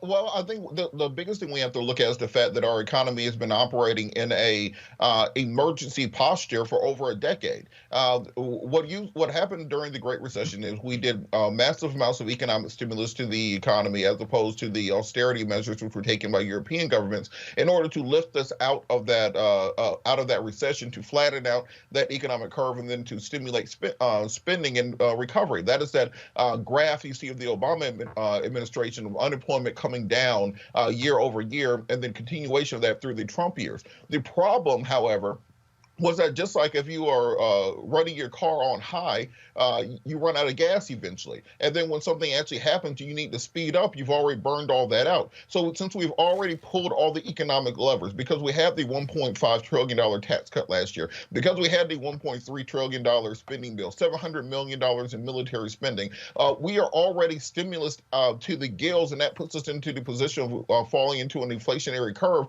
through more spending. So our Congress has to come up with some actual stimulus ideas that will affect the regular Americans and regular small businesses, as opposed to simply being giveaways where we're getting Ruth Chris and State Check $10 and $20 million, and the airline industry can walk in and just ask for $28 billion and walk back out the door. We have to have a targeted stimulus plan and not just get hustled again like we got on the last two stimulus bills, and have something that's targeted at regular people and not simply get a giveaway to corporations. Because when they got those tax cuts last year, instead of investing in the infrastructure, instead of investing in employees, instead of putting money away to have a rainy day fund, they tell all of us to have a 6-month rainy day fund in case something happens. They invest that into stock buybacks, artificially inflating the value of their stocks and then cashing out on it. So we have to make sure we put guardrails in place so we do not end up in a similar situation and that we're able to pull ourselves out of this economic tailspin. But here's the deal. This is what happens, Niambi, when you have nonsensical fiscal policy, when you give this huge tax cut, when your deficit was already still high because you were trying to reward your rich Republican donors. And this is one of the reasons why you don't do that. Well, absolutely. I mean, I think everybody who was thinking about that tax cut at the time, people were screaming from the rafters that this is going to actually not do much for regular people, and they did it anyway. But you have to also remember, this is a government, this is an administration, this is a Congress in many cases that doesn't think much of regular people.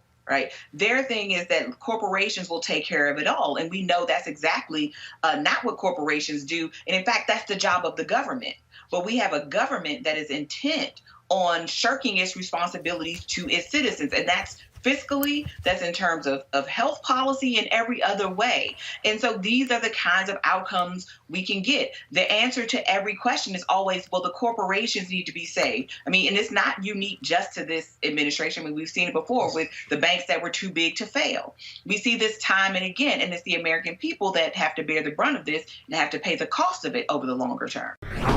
Every single night. We've got some of the top black experts.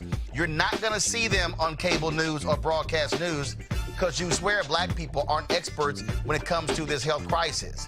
That's why we have this show and why we do what we do every day on Roland Martin Unfiltered. Joining us right now is retired General Russell Honore, the nation's first black Surgeon General, Dr. Joycelyn Elders. John Hope Bryant, he is the founder of Operation Hope. Senator Kamala Harris of California, Dr. Cedrina Calder, retired General Lloyd Austin, Congresswoman Karen Bass, Commissioner Omari Hardick, Bureau President in Brooklyn, Eric Adams, Dr. Joseph Graves, America's Wealth Coach, Deborah Owens, Dr. Corey Hebert, Patal Saul. Howard University student, Pastor Jamal Bryant, Dr.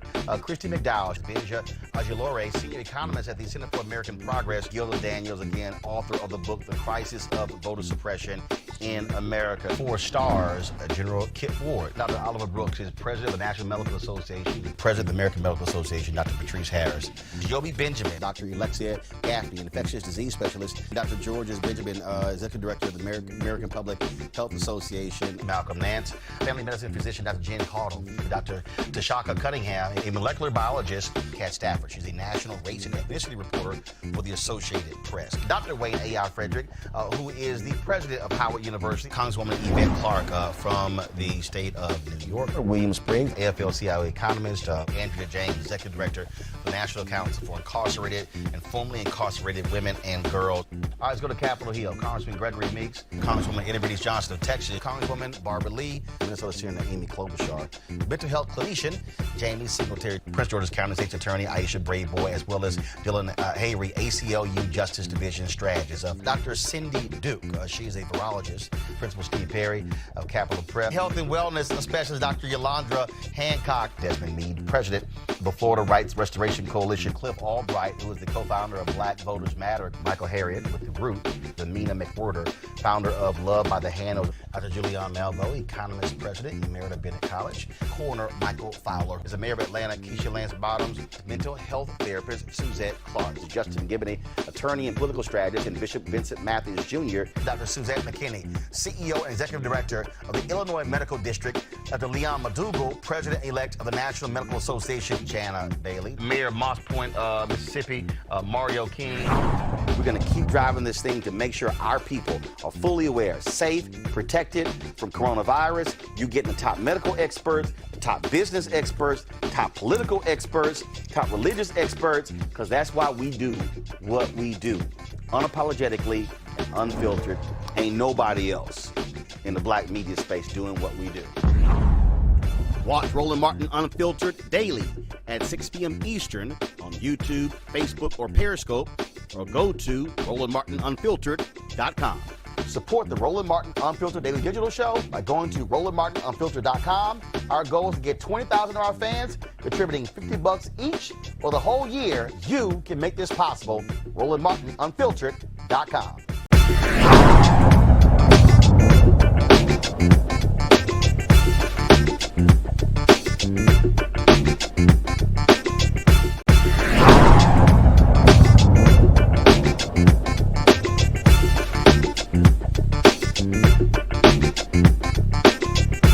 You want to support Roland Martin Unfiltered? Be sure to join our Bring the Funk fan club. Every dollar that you give to us supports our daily digital show. There's only one daily digital show out here that keeps it black and keep it real as Roland Martin Unfiltered. Support the Roland Martin Unfiltered Daily Digital Show by going to RolandMartinUnfiltered.com. You can make this possible. All right, folks, we're seeing cops go wild all across the country. This is a video from Los Angeles. Jasmine Koenig, of course, we also had her on the show.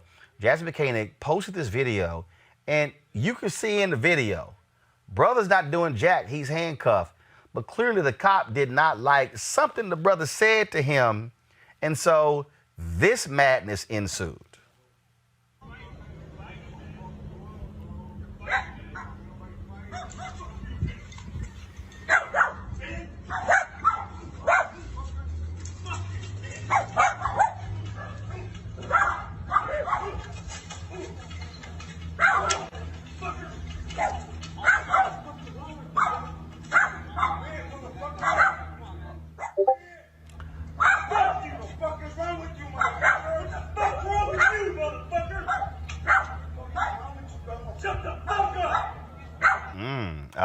Cop not too particularly happy. Then, of course, there's Sean Reid, the brother in Indianapolis, who live streams a car chase between him and cops. And he was shot and killed by the police officer. It was all being streamed. This is a warning for you to watch this video. Go ahead. What street is this? I'm finna park this motherfucker to get the fuck out. On baby, what's this, Michigan and what? Michigan and what? Ace? I'm finna park this motherfucker at Ace. On 62nd in Michigan? Somebody come get my stupid ass. Please come get me. Please come get me. Please go get me. I'm on 62nd in Michigan. I just parked this motherfucker. I'm gone. Please come get me.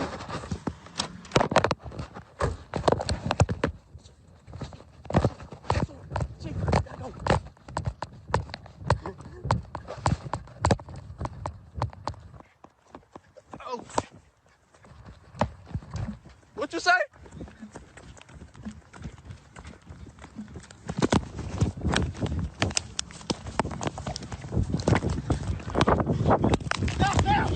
Fuck you.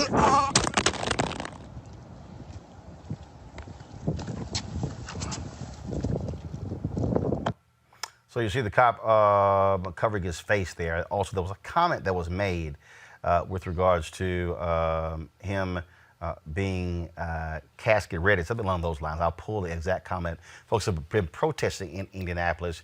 No other further details what this car chase was about. We've seen these videos also, Reid, from New York, how black people have been treated when it comes to safe distancing. White folks, they're giving them masks. Black folks getting slapped with handcuffs, getting beat up. Again, you look at the case in the one in L.A. I mean, the brother's sitting there in handcuffs. Okay, fine. He cussed the cop out or whatever he said. That don't mean you beat the hell out of somebody. But the other problem is his partner did nothing. Yeah, I mean, people just feel like it's hunting season. They feel like they can get away whatever the hell they can get away with. And a lot of people, the only thing that's actually having any kind of accountability is the fact that we have cameras now. These people are doing this stuff without any regard, except for the fact that these cameras and these footage is leaking. And it's ridiculous. It's not okay to hunt Black people, whether you are calling yourself making a citizen's arrest like the people were down in Georgia, which is really just an excuse to be a vigilante and harass and target Black people, or whether you are a police officer. I'm sick of it. I mean, today it's we don't want to die or something. NAACP was trending. It's sickening, and it just seems like it's reaching a fever pitch in the past couple of days. Erica, go ahead. Yeah, and so that campaign Reid was talking about from the NAACP, we are done dying. And I'm going to tell you, I'm just going to be very honest. For my birthday, for Mother's Day, I'm getting a 380. My boyfriend is buying me a 380. I am tired as hell. And let me say this, to be very, very clear. One thing, I don't give a damn what he said. This man in Los Angeles was in handcuffs. And so to see him being effectively boxed upon by one punk and then the other punk that sat back and watched, that is immediate grounds for termination, and they ass should have been thrown in jail. Sean Reid, for that to have been live streamed and for then him to have been gunned down and effectively an old punk to stand on top of his body and effectively laugh about it. And then you have these two backwood deliverance characters out of the state of Georgia and Brunswick, which also the absentee ballot task force, some of the Brunswick officials are a part of that, led by the Secretary of State, Brad Raffensperger there. What Reid said, it is open hunting season, and then that video footage is being played over and over again. We don't know where. Listen, they have gotten their marching orders from their president.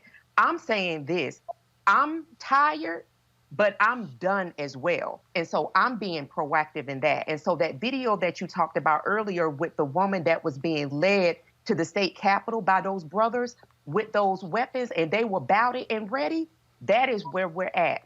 When we're saying that we're done dying, what we're also saying is that we are actually ready to pick up the reins, because I said this on your show, Roland, back in 2019, and I am sorry that I'm having to keep saying this, but welcome to the new era of civil rights. It is past time. What COVID-19 has allowed for is for the stillness for people to see that otherwise, just kind of like say a name, hashtag this, to really understand the depths with which white folks are going to make sure that they retain control of this country. It is time to not only say we are done dying, but be damn meaning that we are done dying. Greg, it's no shock that that whatever character, Jason Whitlock, would be critical of LeBron James. This is what LeBron James tweeted. We're literally hunted every day, every time we step foot outside the comfort of our homes. Can't even go for a damn jog, man. Like, WTF, man, are you kidding me? No, man, are you kidding me? I'm sorry, Ahmaud. Rest in paradise. My prayers and blessings sent to the family. Like I say, Jason Whitlock took exception to that. We don't care because he's a joke anyway. But, Greg, again, the problem is that, and I keep saying this here, as long as cities are responsible for these police brutality cases and you're not taking that money out of those pensions, it will continue. You start taking money directly out of the pensions of these cops, trust me, they're going to think twice about swinging on somebody. They might. In the first video we saw, it was really quite a metaphor for white male supremacy. Here we had a run of a man who couldn't pick up the black man who was cussing him out as he tried to punch him. And after raining a number of apparently very weak blows on this black man, the brother was standing there looking him in the face like, that's all you got. Meanwhile, his accomplice standing back in fear for her own life. She probably wanted to stop, but she didn't want to get caught with one of them punk blows. But I love how this black man just stands up and looks at him like, that's all you got? My man throws his camera down, his little phone down in a little tiny fit of shrunken white male supremacy. And that's really what this is about. Now, Reese, I'm glad you brought that up. When the NAACP says we're done dying, I hate to say it, but, and that's why, Eric, I shouted like I did when you say you can get in there in 380. We're not done dying.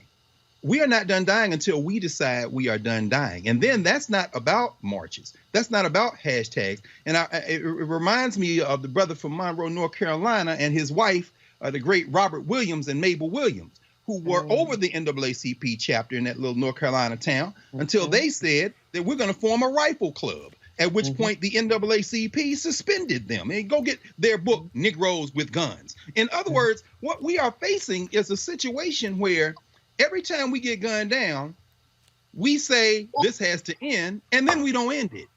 Let's be very clear. They're worried about their money. The police union, yes, the lawsuits might back them up. But when you're facing a shrunken, shriveled piece of a human being, like the one we saw in the first video, and then something less than human, which we saw in Indianapolis, you're talking about people who in that moment really wouldn't be scared of a lawsuit. They are exercising what Francis Cress Welsing might say, their fear of annihilation, of genetic annihilation, of white male genetic annihilation. And so if we must die, let us nobly die. But frankly, I think that if we all went out and got us a 380, a couple of little deuces or whatever we're going to have legally, and then when they run up on us, like I said with the sister in Lansing, she ain't got to worry about nobody running up on her because ain't nobody going to spit in my face. I got 3 firemen with long rifles. And guess what? Not only am I not going to die, today is the day you question whether or not Black Lives Matter as much as your life, because I'm getting ready to take it if you get in my face. Every single night. We've got some of the top black experts. You're not going to see them on cable news or broadcast news because you swear black people aren't experts when it comes to this health crisis.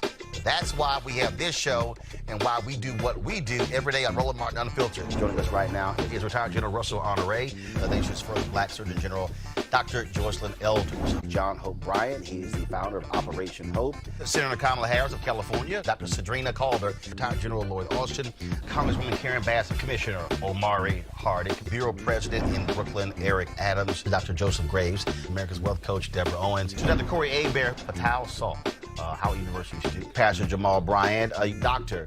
Christy McDowell, Benja Ajilore, senior economist at the Center for American Progress, Gilda Daniels, again, author of the book, The Crisis of Voter Suppression in America. 4 stars, General Kip Ward. Dr. Oliver Brooks is president of the National Medical Association, president of the American Medical Association, Dr. Patrice Harris.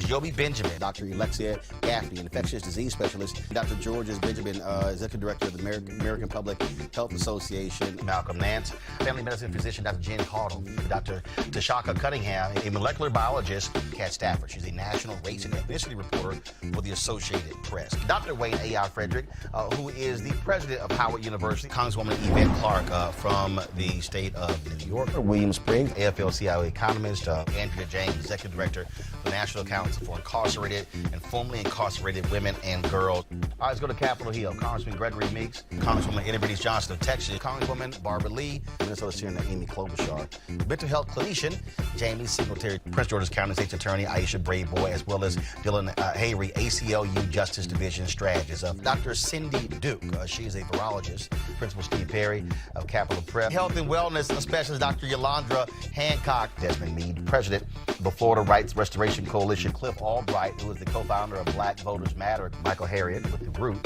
Mina McWhorter, founder of Love by the Hand, Dr. Julianne Malveaux, economist, president, emerita at Bennett College, coroner Michael Fowler, is the mayor of Atlanta, Keisha Lance Bottoms, mental health therapist Suzette Clark, Justin Giboney, attorney and political strategist, and Bishop Vincent Matthews Jr., Dr. Suzette McKinney, CEO and executive director of the Illinois Medical District, Dr. Leon Madugal, president-elect of the National Medical Association, Jana Bailey, Mayor of Moss Point, Mississippi, Mario King. We're going to keep driving this thing to make sure our people are fully aware, safe, protected from coronavirus. You getting the top medical experts, the top business experts, top political experts, top religious experts, because that's why we do what we do. Unapologetically and unfiltered. Ain't nobody else in the black media space doing what we do. Watch Roland Martin Unfiltered daily at 6 p.m. Eastern on YouTube, Facebook, or Periscope, or go to RolandMartinUnfiltered.com. Support the Roland Martin Unfiltered Daily Digital Show by going to RolandMartinUnfiltered.com. Our goal is to get 20,000 of our fans contributing $50 each for the whole year. You can make this possible. RolandMartinUnfiltered.com. You want to check out Roland Martin Unfiltered? YouTube.com/Roland S. Martin. And subscribe to our YouTube channel. There's only one daily digital show out here that keeps it black and keep it real. It's Roland Martin Unfiltered. See that name right there? Roland Martin Unfiltered. Like, share, and subscribe to our YouTube channel. That's youtube.com/Roland S. Martin. And don't forget to turn on your notifications so when we go live, you'll know it. Hey everybody, this is your man Fred Hammond, and you're watching Roland Martin, my man, Unfiltered. Hi, this is Essence Atkins, and you're watching Roland Martin Unfiltered. Hey, yo, Peace World, what's going on? It's the Love King of R&B, Raheem Devon, and you're watching Roland Martin Unfiltered. Hi, my name is Brescia Webb, and you're watching Roland Martin Unfiltered. Ow. Well, I like a nice filter usually, but we can be unfiltered. What's going on? This is Tobias Trevelyan, and if you're ready, you are listening to and you are watching Roland Martin Unfiltered. What's up? I'm Lance Gross, and you're watching Roland Martin Unfiltered. Hi, this is Cheryl Lee Ralph, and you are watching Roland Martin Unfiltered. I mean, could it be any other way? Really? It's Roland Martin.